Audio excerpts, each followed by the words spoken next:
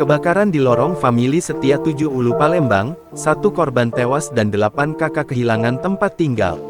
Musibah kebakaran terjadi di lorong famili Setia RT 04 Kelurahan 7 Ulu Kecamatan SU1 Palembang, Selasa tanggal 7 November tahun 2023, malam sekira pukul 20.30 WIB.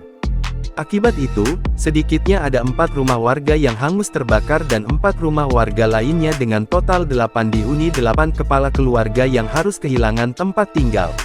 Kejadian ini menimbulkan seorang korban jiwa yang tewas di tempat lokasi kejadian. Identitas korban tersebut Sarkasi bin Zahir alias Encang, 50 tahun.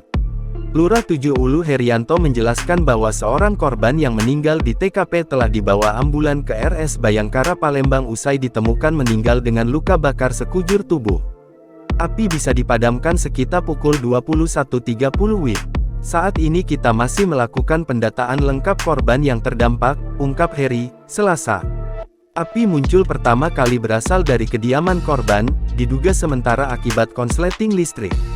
Adapun 4 rumah yang hangus terbakar, rumah Sarkasi yang dihuni 1 kakak, rumah Daud, rumah Abdullah dan rumah Husni Habi.